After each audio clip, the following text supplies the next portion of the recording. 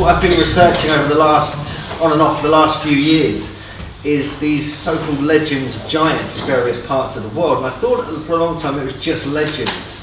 But after I visited North America and explored the mound-culture sites, I realised that there are literally over 1,000 giant reports of skeletons ranging from 7 foot way up to 14 feet tall. And so it made me realise there's more to this than meets the eye, and perhaps these are the people responsible for the megalith building, the mound culture, and many other anomalies that we can't explain. So this is the front cover of a book I'm working on with a researcher called Jim Vieira. A lot of his research is in this lecture. He's a brilliant researcher. He goes into all the old newspapers, the journals, the Smithsonian, scientific reports, and many other places, and he's found some amazing research. Also, give credit to Ross Hamilton as well, who's the author of A Tradition of Giants, who's been looking at the Ohio culture, the mound culture, that go back thousands of years before the Native Americans, and they even admit that as well. So there's a whole multiple level of story here. One of the fascinating things about North America is the fact that the Smithsonian Institution have deliberately covered all this up. They know these giants are being discovered. Many have double rows of teeth, extremely thick skulls. They wore this strange body copper armour, had all these strange hieroglyphs and writing throughout North America. A lot of them were pale skinned with red hair and blonde hair. And this actually goes all the way through the Americas into the Pacific. And technically, there's been discoveries of these giants all around the world. And it's not just legend. First up, this is just a quick outline of what I'm going to run through fairly swiftly in this lecture. It really, when I was a kid, I grew up in a place called Cherry Hinton, right next to the site called Wandlebury, which I'm writing a book on as well at the moment. And it's a major earthwork site, and the hills they are on is called the Gog Magog Hills. And we'll have a little look at the Gog Magog story in a moment. But on a place called War Ditches, which was literally the Limekiln Hill, which is one of the Gog Magog Hills, it was actually the slope going up from my school playing field was Limekiln Hill on the Gog Magog Hills. And up there, a site called the War Ditches in the early 1800s, they discovered some very large giant skeletons, which have now disappeared, but me and a local archaeologist are now trying to find these. So even in my local village, on my school playing field, giants were being discovered. Here's just some of the things we're going to look at. We're going to look at some examples in Britain, obviously, also Europe, the biblical giants, but it's mainly the stuff in North America which really blows my mind, but we're just going to cover that briefly. There's a lot of anomalous artefacts and a lot of very early reports of these discoveries, and there is a huge conspiracy in America to cover this up, but now it's all coming out. There's lots of the earthworks and the megaliths that are put down to giants building them, and we'll see that even at Stonehenge, giant skeletons have actually been discovered there. Just a quick reference here to John Michel. He's been mentioned a few times. He is like the legendary kind of figure of the Earth Mysteries world. And this is just a quote paraphrased from The View Over Atlantis, how these vast megalithic sites, complexes, mounds, earthworks, etc. sort of were all over the world from horizon to horizon. We still really don't understand who did them, why they did them, and how they were done. But in this lecture we might get some clue as to how they could have possibly been done. This is the War Ditches I just mentioned to you. This is actually Limekiln Hill. This whole area here, there's some tumuli here. This is just southeast of Cambridge. This is the Roman Way. These are called two penny loaves round barrows. Wandlebury is further down here. Back in the mid-1800s, we found a newspaper report, me and an archaeologist friend from Cherry Hinton. But the remains, as you can see, remains of men who reached to a greater height than ordinary men in the present day. We're currently on the lookout for these skeletons because we think they went to the one of the Cambridge museums. Also, the spring, which is at the base of the hill in Cherry Hinton, is called Giant's Grave. There's also the Robin Hood and Little John pub, right next door to the Giant's Grave. The Gog Magog Hills. There's stories of giants existing within the landscape all over the Wandlebury and Gog Magog Hills area. Here's just some examples here. In the 1950s, children from Cherry Hinton were warned to stay away from the hill because they might wake the giants. Here we have another transgression if you went up to the hills in the Cambridge colleges. And there's lots of stories, even like the Polyolbion by Michael Drayton talks about how the giant fell in love with the nymph called Granta, which is the name of the local river. And she still rejected the giant of the area. So the stories just go on and on and on, even in my local, possibly your local area too. This just shows you a map of Wandlebury, just as we're at a lay hunter's mood. This is the famous Loxodrome alignment, which goes through Wandlebury, all the way down to Hatfield Forest, through Littlebury Hill and many other sites, megaliths, earthworks. Stretches for about 21 miles, discovered by Christian O'Brien and Barbara Joy O'Brien. Unfortunately, he's passed away. This is the famous Cambridge Lay that starts at a mound site, Wormwood Hill, clips Wandlebury Ring. It goes all the way up through this crossroads, this Roman Road and Warts Causeway, all the way up through Cambridge, through a couple of lost megaliths and Parker's Piece, and up to Castle Hill, which is another mound site on the opposite end of Cambridge, which is said to be a Norman motte. But I believe as more and more evidence arises that in fact these could have been prehistoric mounds, and it could have been a major alignment that stretched from Wandlebury all the way up to the north side of Cambridge. This is the famous Mary Energy Current. These are a couple of the crop circles that appeared on this current in 2001. And this is actually the stone next to the Giant's Grave, which is the sacred spring at the base of the Gog Hills in Cherry Hinton. I went by this every day to school on my bike just for years and years and years, didn't have a clue about any significance. But there's actually a megalith there with a footprint carved in it, just outside the pub. Well, I think that's quite interesting, and it has multiple meanings, which I don't really have time to get into today.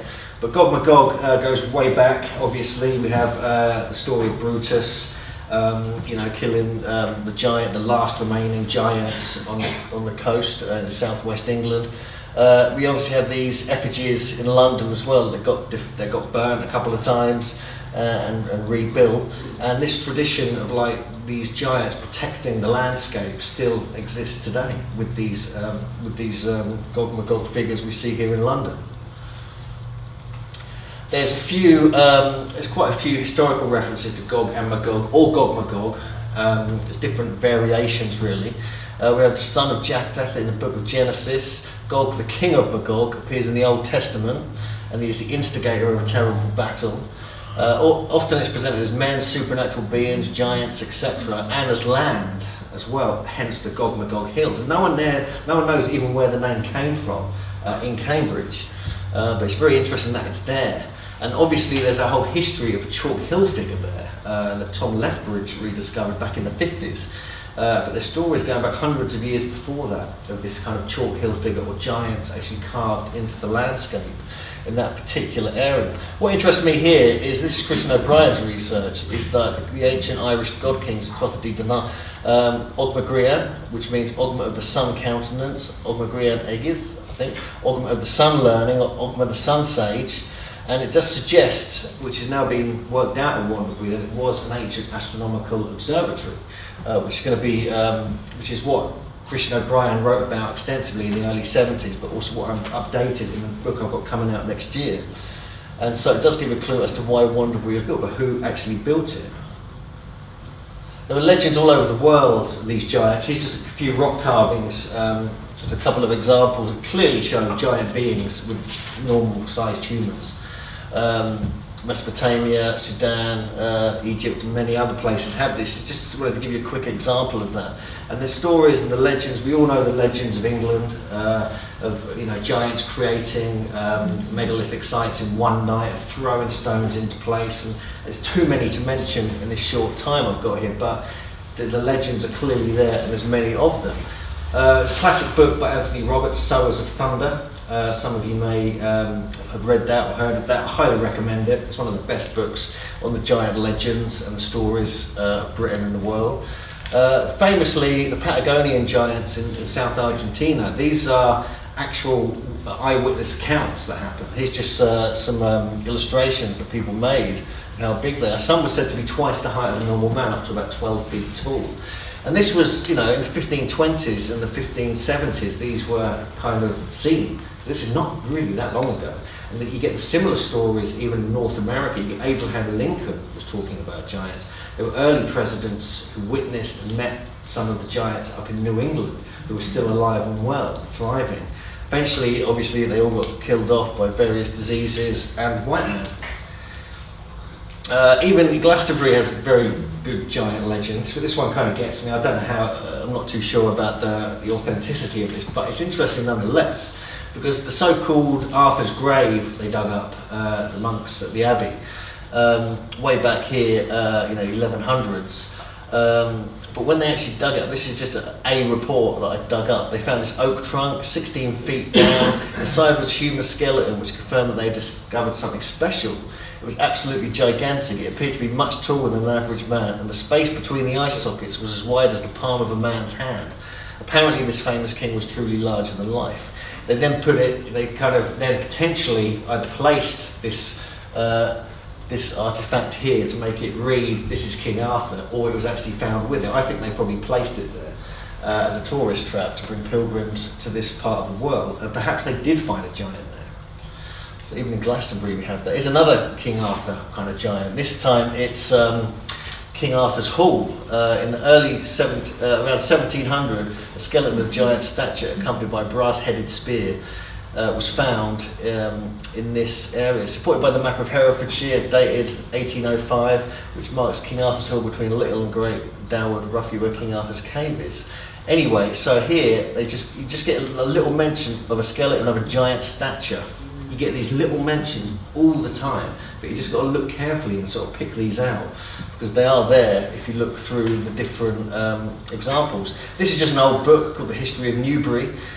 Just within this, there's 2 reports of giant skeletons being found. They don't give exact sizes, but you see it all within this text around this area if you want to read it all. Very large sized man, and the teeth were perfect. 5 years previously, another giant was found. This is in the area near Newbury, in Hampshire, Wiltshire, Berkshire, sorry, and estimated to be 7 and 8 foot from the description here. Now this is interesting, the teeth were perfect. I'm going to come back to this, but keep that in mind, because this is something we find in the North American giant discoveries. All the teeth were perfect. It's like they had the best dentists ever. This is an artist impression. This is not an old photo or anything. But there were a giant skeleton, there was a 7-foot skeleton discovered in one of the mounds that surround Stonehenge in 1825. Maria Wheatley, in fact, told me about an 8 or 9 foot giant whose skull was on display for about 100 years before it got removed in the early 1900s at a church in Wiltshire, not too far from Stonehenge. I don't know which church it was, but it was clearly there. There are a few other reports of giants as well. This is the classic. This is the earliest ever known picture of Stonehenge. This is in the 1400s this was done. But it clearly shows, well, some people think this is Merlin, but I think actually this is Merlin. And he summoned the giants from Ireland. Because they brought the stones over from Ireland in the original kind of history of the Kings of Britain, all that kind of stuff. And this is one of the giants helping Merlin build Stonehenge. And it's funny how this is the earliest known picture of Stonehenge. It has a giant building it. And also, this is a much later date they put it to, but I find this fascinating nonetheless. And there's, they say he summoned the giants from Ireland to build these sites, but there's several reports of giant skeletons discovered in Ireland. This one's from Sligo, County Sligo. This was actually found in the town centre of Sligo. How big did they say it was? The bones were exceptionally large and show that the man who was in this longer was laid to rest there must have been of giant stature, and it caused quite sensation apparently. This is actually from Four Knocks. You might know Four Knocks in the Boyne Valley. There were several mounds surrounding Four Knocks. It wasn't the only one there.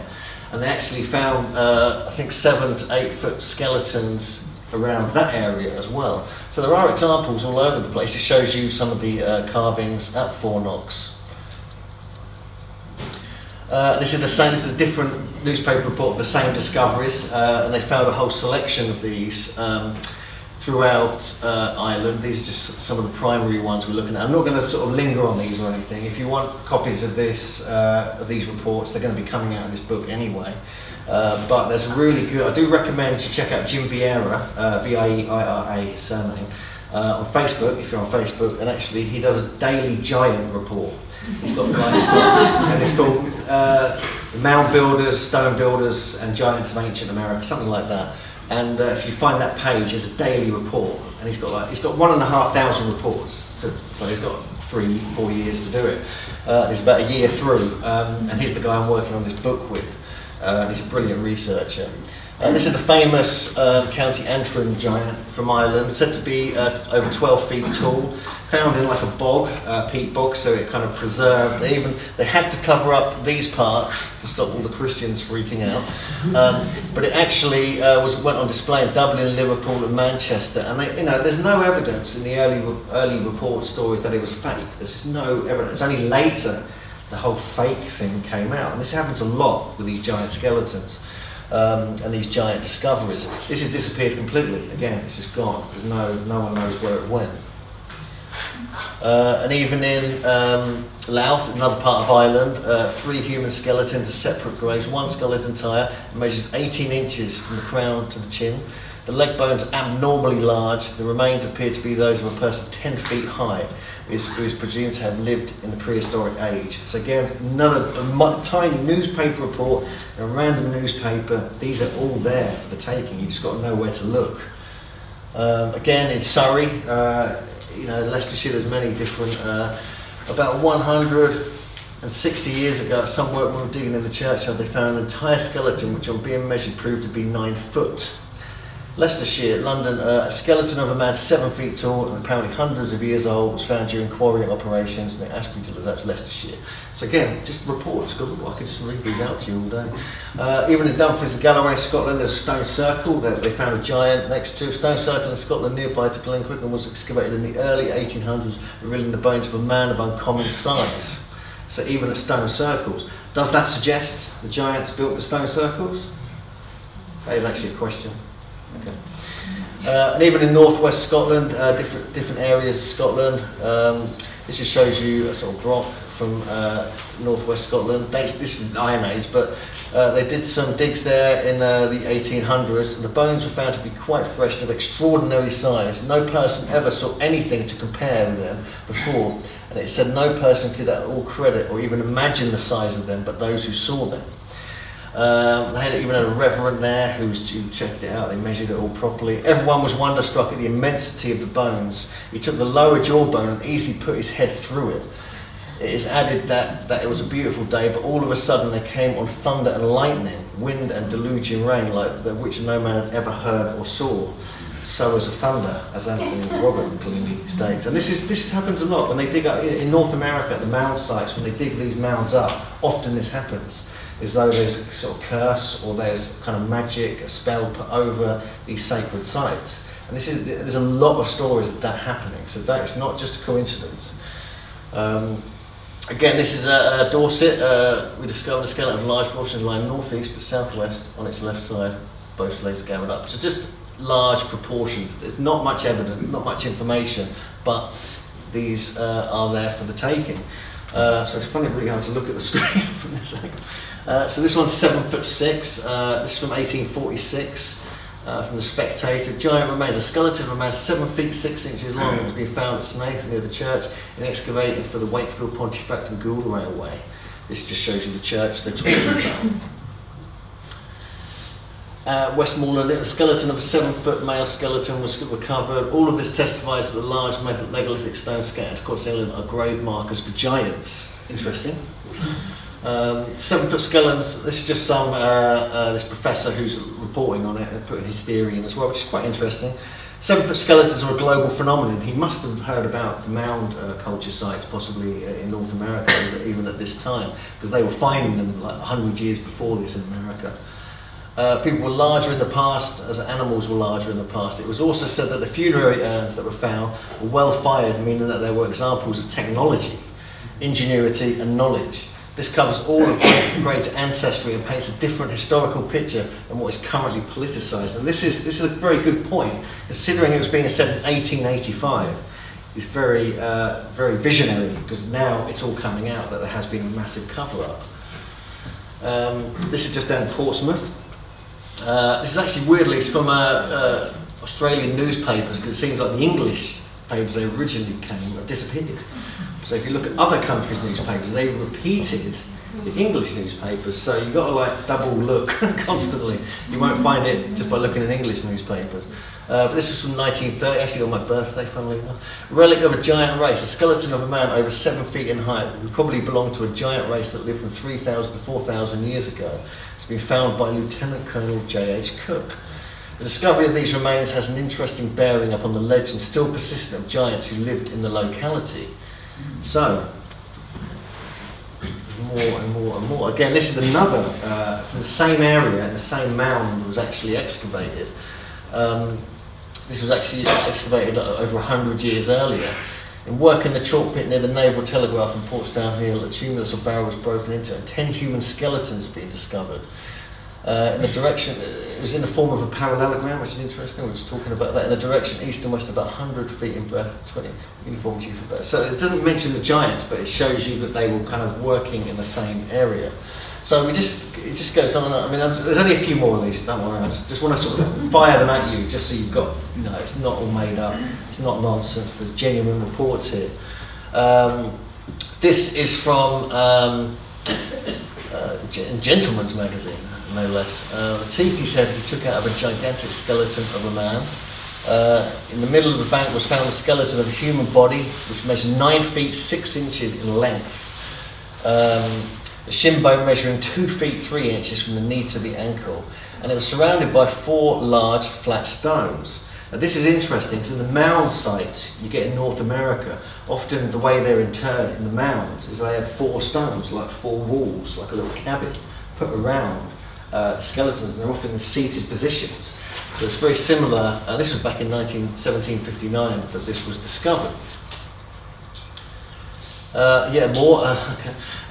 This is actually from Cornwall. It states that bones disarticulated and scattered were much larger than those weaker descendants of today.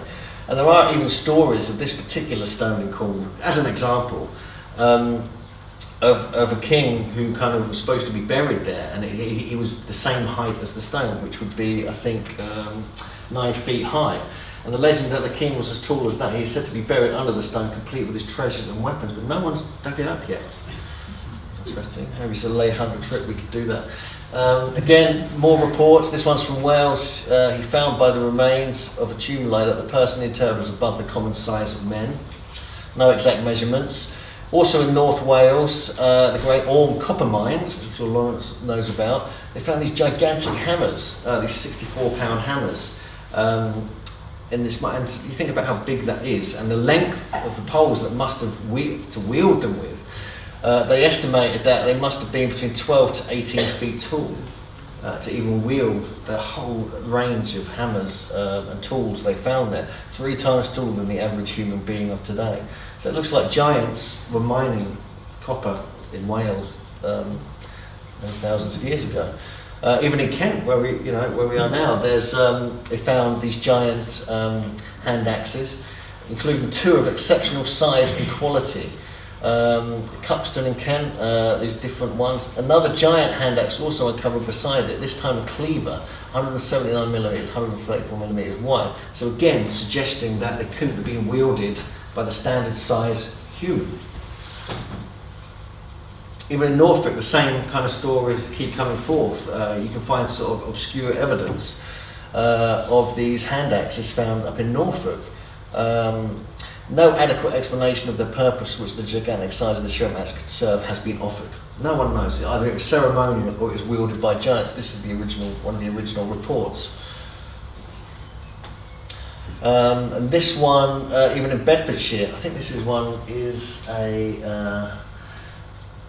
big is this one? I can't even see. Yeah, even in Bedfordshire, I think this one was only 6.5 feet tall, so it's not huge, but more examples here. And the famous Keswick skull. Any of you heard of this?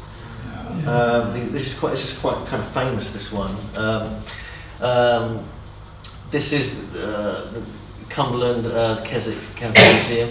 They found bones which must have put the giant in excess of 10 feet tall. This one really interests me because this one, they say, with the thigh, this was back in the 1660. This was discovered in that general area, and the length of the whole body was computed at 21 feet. So we're looking at 21-foot giant roaming England. Okay. And there's more little bits like this. I'm just showing you a few examples here. And even the Thirsk giant, who was a 7-foot giant, this is quite famous. These are actually photos of the, which you don't get many anymore. Although they think it's a Saxon burial ground at Castle Garth, it could have been much older, as many of these other sites do suggest now. But again, it's a 7-footer in Thirsk. This is, we're going to start sort of going into Europe. This is just one example from France or Belgium. And that the bones are a very tall race, nevertheless finds them abnormal in dimensions and apparently of morbid growth. They undoubtedly reopen the question of the giants of antiquity, but do not furnish sufficient evidence to decide it. Very well put. So there's more European giants. There's many have been found in Italy. Here's just a few examples I found here. In this part of Italy, 7-foot giants were found. Ancient skeletons found in an ancient Roman town in Turin. They found a whole load of soldiers who were over 7 feet tall. This is quite an interesting one. They've actually drawn a picture of it when they dug down deep into this cavern. I'm not going to allow you to read all this, it takes too long. But in the early 1800s, actually in Sicily, they dug down very deeply and actually found these sort of inscribed marble walls and these coffins. And he was informed that some human skeletons of vast size had been dug from the ground about 3 miles distant. And here it just goes into detail about them. And they concluded that the skeleton to be 11 feet and 4 inches in length, Italian measure, which is equal to about 10.5 feet English. So we know that the whole of Western Italy and that area has these huge polygonal walls, cyclopean walls that go all the way, it's probably about 30 or 40 sites that Gary Bilcliffe has been researching. That we're actually going to visit in September, and you're welcome to join us. This just shows you a close-up of the picture and the inscriptions. And I mean, I'm interested in this stonework here as well, because what's that doing there? It's just one of the sort of polygonal walls they've dug down here. This just shows you, and this is the inscriptions apparently they found. This could just be an artist's impression after the fact. This is a whole bunch of reports from France, which kind of intrigued me. This again, gigantic stature. The skulls were oval and the teeth resembled those of a horse, which is quite interesting. Here we have other examples. They found human skulls measuring 28, 31 and 32 inches in circumference. That's about the size of my waist about 15 years ago. And they estimate them to be a race of men between about 10 and 15 feet in height. So these are just more examples here. This is just a whole bunch of ones from France. More from, this is actually from Greenland, I think, yeah, Greenland and Alaska. They found various different giants of 7, 8 and even 9 feet tall, and they call them strange people, no doubt. Even in Tenerife, I just found Jim Vieira posted this on his giant, so I've got to credit Jim Vieira. I do sort of nick his giant reports are so amazing every day. It's like, oh my god, another one. But this one in Tenerife kind of got my attention, because even Thor Heyerdahl was involved in this one. And these are the sort of pyramids they found on there as well, which Antoine Kagala and others have been researching. They were a tall stature with proportionate limbs. There were giants among them of incredible size, and that it may not appear fabulous. I will not repeat what is said on the subject. Okay. Of one of it is generally said as verified astounding fact that he was 14 feet high and had 80 teeth in his mouth.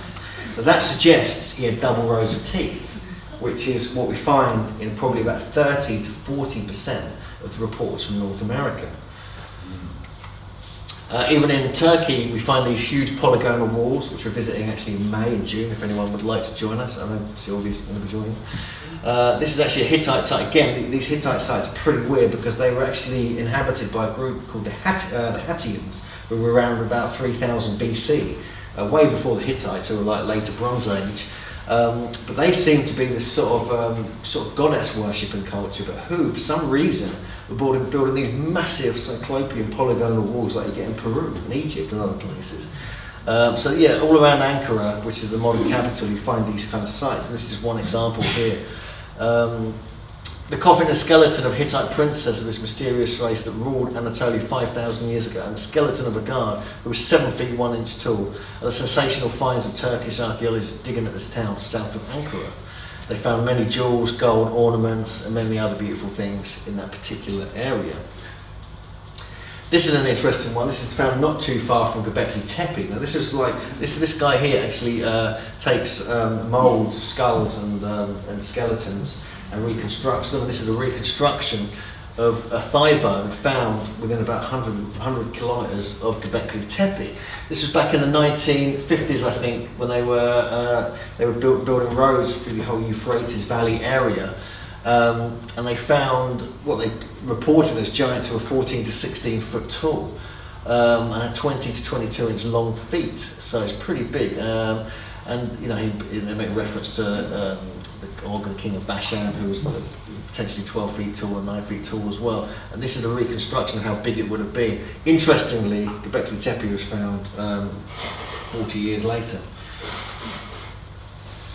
Again, these are just some biblical references to giants. I'm not going to read these out, go into detail here, but we know about Goliath, we know about the king of Bashan, we know about the different races, all in the Old Testament, who were battling each other. And archaeological reports are popping out nowadays that have actually found bones that match these. So it may not all be myth and legend, there might be some truth actually in the Bible. Which would be nice. This is in Japan, fascinating discovery, this one.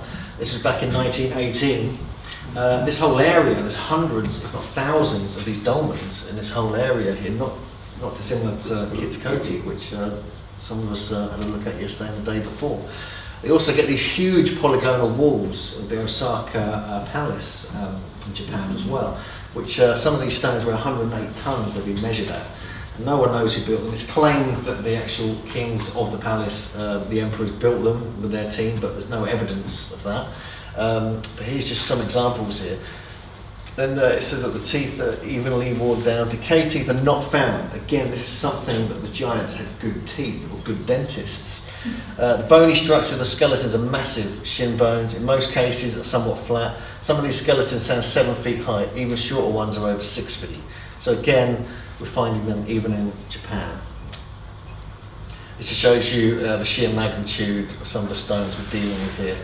I mean, it's almost like Baalbek, sort of Peru-style size, isn't it? This is a massive footprint found in South Africa. It's actually in granite. This is Michael Tellinger. This is nothing to do with this picture. I just wanted to put them on the same slide. This is Michael Tellinger. He's a South African researcher from Johannesburg, and he's found a whole bunch of stone circles and megalithic sites. One called Adam's Calendar, all around Waterfall Boven. We're going back over there in early July. There's a conference I'm speaking at with a few other very interesting speakers.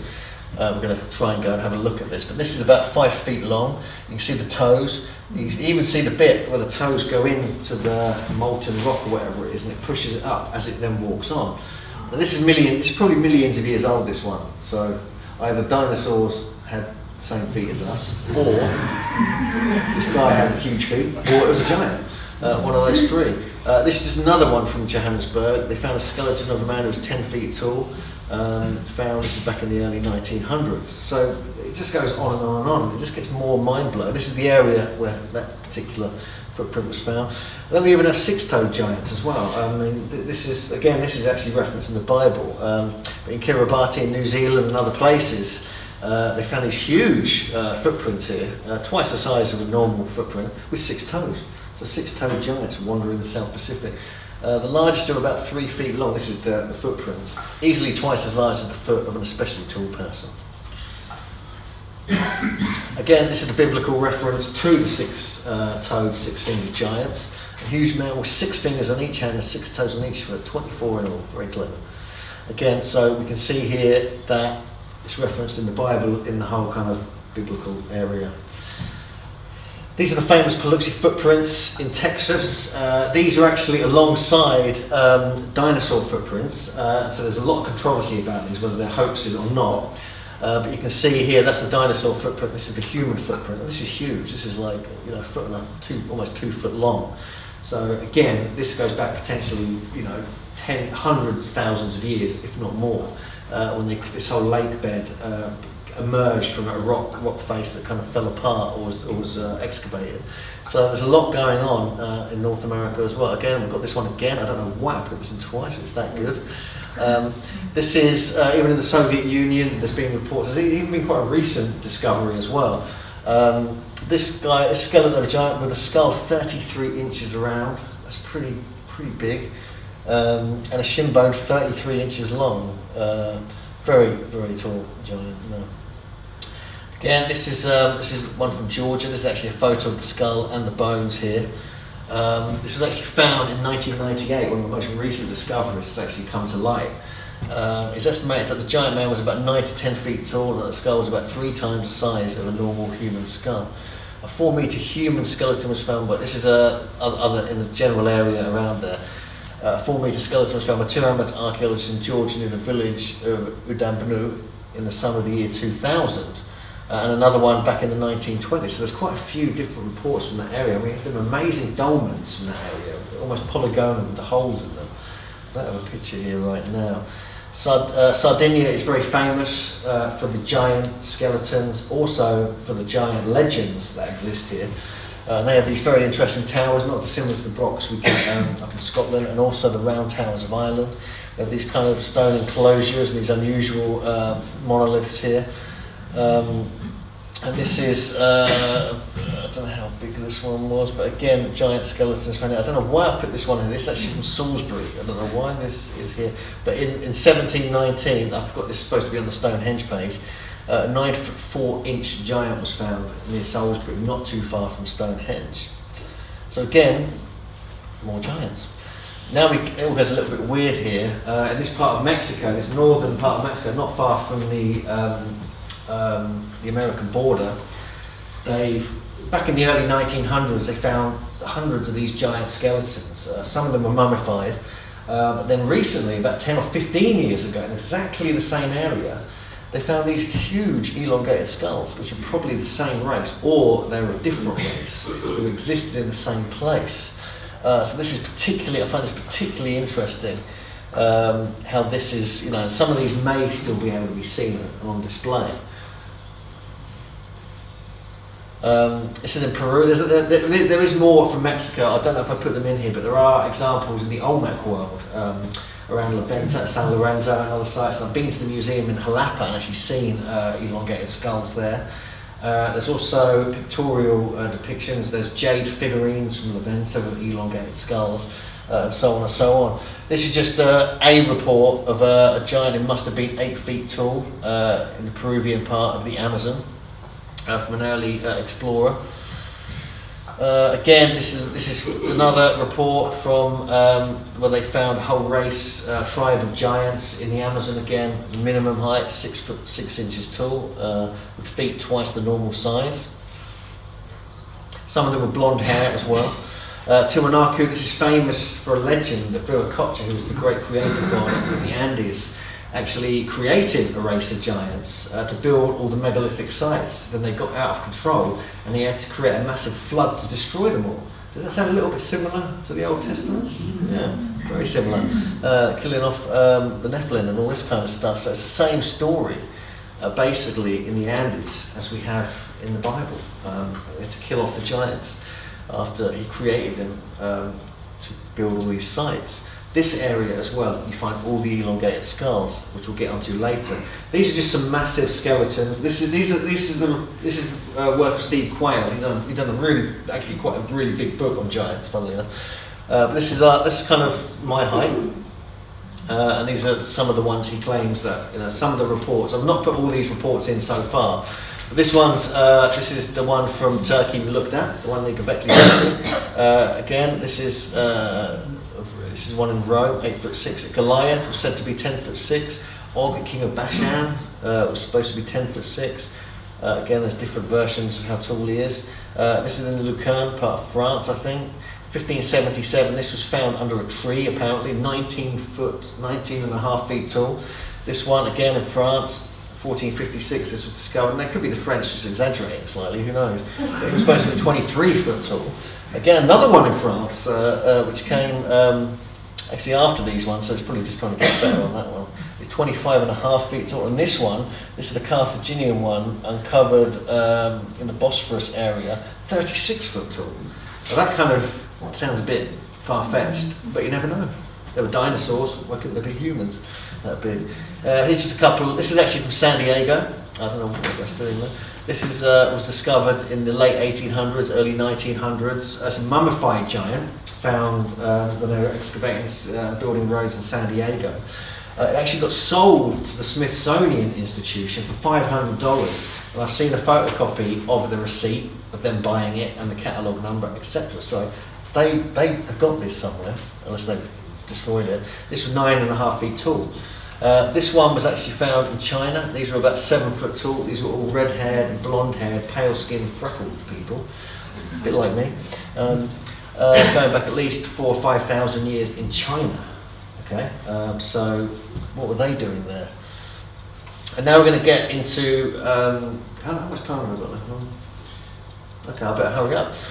Okay, we're going to I'm just going to blast through these because these are all the North American reports, and I've only got about 1,500 to show you. So you might as well start having some snacks. I better speed up a bit. This is just one from New Jersey. There's some even from Connecticut down here. We actually did a megalithomania conference over here a couple of years ago. The whole of New England has megalithic sites. It has chambers, it has dolmens, standing stones. There's even a couple of stone circles up there, probably about 300 sites altogether. I've seen about 50 of them. The whole part of America has it. There's a place called America Stonehenge in New Hampshire. Again, here's just some reports of giants. This one's found in Connecticut. Even in there's mound culture sites on the western edge of New York at Syracuse and Cooperstown. These are just some of the mounds. They found, in the early 1900s, they found a bunch of skeletons that were carefully measured by the curator, this guy here, of this museum. He decided to reconstruct these strange looking wooden models of them, which are actual heights of the skeletons he measured. This is in New York State. Again, this is in Massachusetts. There's more discoveries. There's some of that they know are prehistoric. They know are kind of British or European-looking skeletons that really shouldn't be there. Even near Boston, there are stone mounds. 5 very large skeletons were removed. This is the place, I did a whole mound culture trip in 2012, spent about 6 weeks going around all these sites. This is in Pennsylvania, McKees Rock Mound. They found a whole bunch, they say here, look, late 19th century excavation, they covered 33 skeletons, yeah? Most of them were giants. They don't mention that there, do they? And they've completely destroyed the mound, and there's nothing left. That's not it there, that's just a heap of sand. But there's me, and there's the sign. We went all the way there, spent hours getting there to find there was just this sign. But at least we've got a photo of that. This is actually the excavations from McKees Mound. This is the actual photos of the giant skeleton, nothing to compare it to, but these were about 9 feet tall. Again, this is actually again in Pennsylvania, near Pittsburgh, more giant artifacts were found. This is actually Grave Creek Mound in West Virginia. This is a fascinating place. We went here as well. There's all these amazing stone towers, mounds, alignments, geometries. Here they found a 9-foot male skeleton and a 7.5-foot female skeleton that they believe was European or English or British, which suggests there may have been cross-Atlantic contact going back several thousand years with these mound builder kings. Now, a lot of these mounds in America, when they find all these giant skeletons, they found these big blocks of stone, like I said earlier, sort of surrounding them.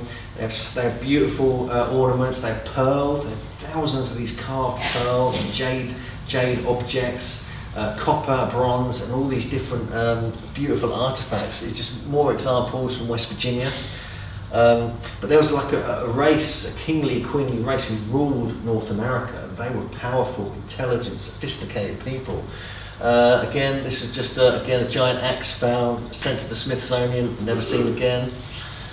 Again, Miamisburg Mound. This was actually taken over by Monsanto of all people in the 70s. This whole area, we went down there and we actually found a giant report in the local historical society that no one had mentioned before. Again, 9 and 10 foot giants discovered there. Even at Serpent Mound in Ohio, in Peebles, this is actually a photo on a postcard of a 7 foot giant, but it's chopped off at the knees, so it probably would have been 8.5 feet tall. This was found in a mound right next to Serpent Mound, around this area here. Just the comparison with Glastonbury Tor I find quite interesting. This is Ross Hamilton. He's a good friend of mine. This is a megalith, one of the only ones in Ohio, which is actually right in the egg that's in the mouth of Serpent Mound. It used to be a big megalith standing there, and it got pushed down the side by the people who were farming the land a couple of hundred years ago. But they relocated it. We're going to try and get it back up there one day, but we might need to clone a giant or something to do it. There's just so many examples. I'm just going to flick through these really quick. This is a Portsmouth, Ohio, huge earthwork. This goes on for several miles, even crossing a river. These are massive earthworks. Like we're talking, this is like 4 times the size of Avebury. These huge avenues. There's this thing here. There's this thing down here. This incredible carved thing. Isn't that similar to something? Isn't that very similar to Avebury? I found that quite interesting. Again, multiple giants have been discovered in this area as well. Chillicothe, different. This one was 11 feet tall in one of the mounds in Ohio. This is where the problem really begins. A couple of minutes. I'll flick through this quick. This is where the problem begins, because the Smithsonian were being set up there by basically a bunch of racists, and the problem is that they had this manifest destiny agenda where they wanted all the land, they wanted control of everything in the country. They saw the Native Americans, very similar to the Aborigine problem, the thing in Australia, and they saw them all. They classed them all as savages, illiterate, stupid, and everything, and just so they could then dominate them, they could take their land, etc., etc., etc. The problem is that as soon as they started to do that, they started finding these giant skeletons, and the theory of evolution was big then. This is what they were talking about. It didn't fit the theory of evolution. It didn't fit with their manifest destiny sort of racist agenda, and it didn't work for them. And they kept and it was all, if you had a big skull, it means you had a big brain and you were clever. And then they kept finding all these giant skulls and these giant skeletons, and they couldn't cope. So they hid them all. They destroyed them. Any time a giant was found and it was reported, they sent hundreds of people out to collect these giants and make sure their agenda wouldn't be exposed. And most of them got destroyed. Some of them were kept. Some people refused to sell them.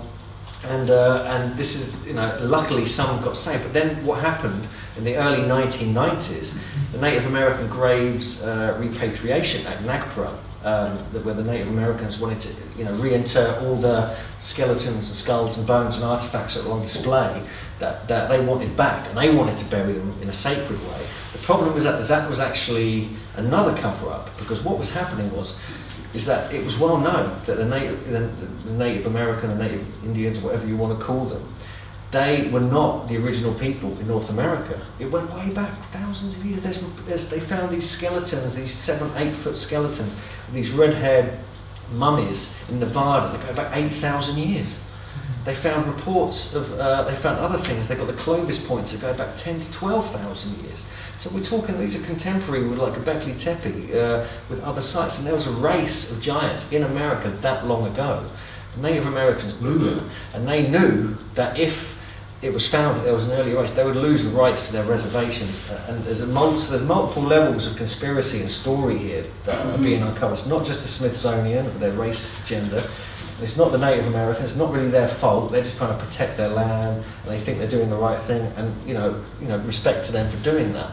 But the problem is all the final skeletons and skulls that were on display in museums and collections and other places are now gone. They've been reburied. No one knows where they are. So the evidence is very, very thin on the ground. So we're very carefully trying to locate some actual skulls and some actual evidence in North America. And it's people like Jim Vieira who are doing this. Now, this is actually these Adena, one of the much older cultures, go back about 3000 BC. This is actually a pipe. So that's my hand holding that pipe. I wasn't smoking it or anything. But this was actually from a friend's collection, Wayne May, who runs Ancient American Magazine. I bumped into him at this conference in Marquette, I think Wisconsin or Michigan. And one of the pieces he bought from a collector was this huge stone pipe. But the size of that doesn't look like it's going to be used by a teenager. It looks like it's going to be used by a giant. And there is suggestions that they were smoking very psychedelic things, this giant race, and there's reports of that. This just shows you some of the geometry and the sophisticated astronomy they were working with. This is the Newark earthworks. This just shows you how big. This is the golf course they built into it. The orientation is very interesting here. I'm going to have to quickly do this, so I'll be quick. If you draw a line through here, go 6,000 miles around the world, it goes right to the Giza Plateau, right through the Great Pyramid. And interestingly, some mummified giant's finger has been discovered, of potentially a 16-foot giant, about 100 miles north of Cairo. And this has been scanned, x-rayed. This is a genuine piece of mummified material here. It cost a guy $300 to even get a photo of this. There's a whole report on ancientorigins.net you can look at. There's elongated skulls there as well. But even in 1881 in Philae, which is down near Luxor, the Temple of Ice on the banks of the Nile, 60 miles below this area, opened a row of tombs in which some prehistoric race of giants had been buried. 60 of them. So even in Egypt we have it as well. This guy was found in Pennsylvania, just to freak you out a little bit. This might have been what they looked like. This is a 7-foot giant. This is the Wisconsin elongated skull. These are the classic elongated skulls. Some of these are all from Peru, different parts of Peru. Some of these were giant skeletons. They were 7 foot plus tall, all over Peru, Bolivia, South America. And this just shows you a selection from all around the world. They're everywhere. They're not just in Peru and Egypt. They are literally everywhere. And there's me and my mate Jim Vieira. This is the book we're working on. And so I think that's it. Thank you very much.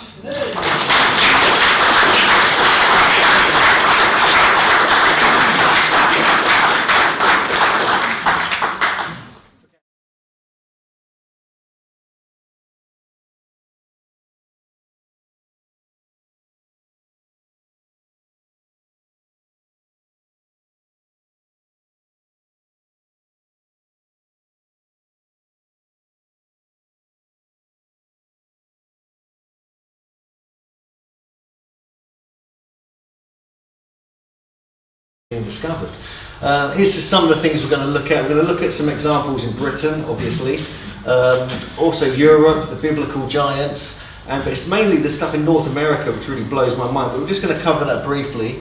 There's a lot of anomalous artifacts and a lot of very early reports of these discoveries, and there is a huge conspiracy in America to cover this up, but now it's all coming out. There's lots of the earthworks and the megaliths that are put down to giants building them, and we'll see that even at Stonehenge, giant skeletons have actually been discovered there. Just a quick reference here to John Michel, who's been mentioned a few times. He is like the legendary kind of figure of the Earth Mysteries world. And this is just a quote paraphrased from The View Over Atlantis, how these vast megalithic sites, complexes, mounds, earthworks, etc. sort of were all over the world from horizon to horizon. We still really don't understand who did them, why they did them, and how they were done. But in this lecture we might get some clue as to how they could have possibly been done. This is the war ditches I just mentioned to you. This is actually Lime Kiln Hill. This whole area here, there's some tumuli here. This is just southeast of Cambridge. This is the Roman Way. These are called two penny loaves, round barrows. Wandlebury is further down here. Back in the mid-1800s, story here. One of the fascinating things about North America is the fact that the Smithsonian Institution have deliberately covered all this up. They know these giants have been discovered. Many have double rows of teeth, extremely thick skulls. They wore this strange body copper armour, had all these strange hieroglyphs and writing throughout North America. A lot of them were pale skinned with red hair and blonde hair. And this actually goes all the way through the Americas into the Pacific. And technically, there's been discoveries of these giants all around the world. And it's not just legend. First up, this is just a quick outline of what I'm going to run through fairly swiftly in this lecture. It really, you know, when I was a kid, I grew up in a place called Cherry Hinton, right next to the site called Wandlebury, which I'm writing a book on as well at the moment. and it's a major earthwork site, and the hills they are on is called the Gog Magog Hills, and we'll have a little look at the Gog Magog story in a moment. But on a place called Warditches, which was literally a limekiln hill, which is one of the Gog Magog Hills, it was actually the slope going up from my school playing field was Limekiln Hill on the Gog Magog Hills, and up there a site called the Warditches in the early 1800s. They discovered some very large giant skeletons which have now disappeared, but me and a local archaeologist are now trying to find these. So even in my local village, on my school playing field, giants were being...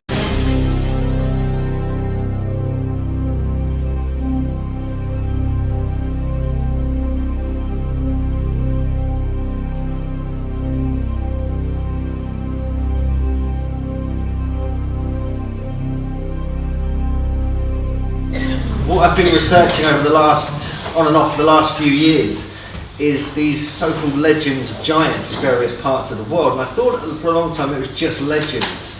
But after I visited North America and explored the mound-culture sites, I realised that there are literally over 1,000 giant reports of skeletons ranging from 7 foot way up to 14 feet tall. And so it made me realise there's more to this than meets the eye, and perhaps these are the people responsible for the megalith building, the mound culture, and many other anomalies that we can't explain.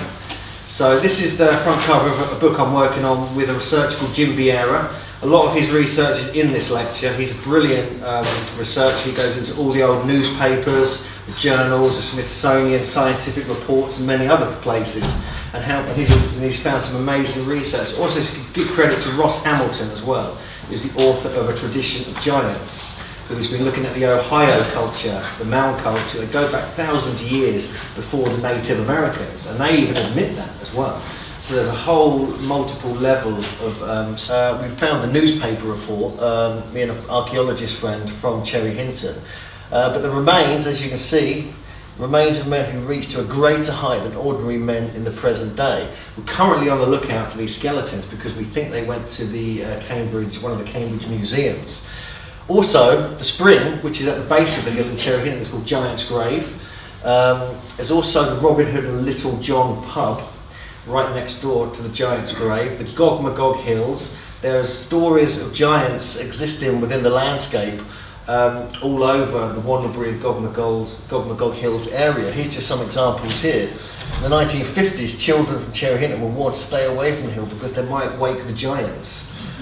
Here we have another transgression if you went up to the hills in the Cambridge colleges. And there's lots of stories, even like the Polyolbion by Michael Drayton talks about how the giant fell in love with the nymph called Granta, which is the name of the local river.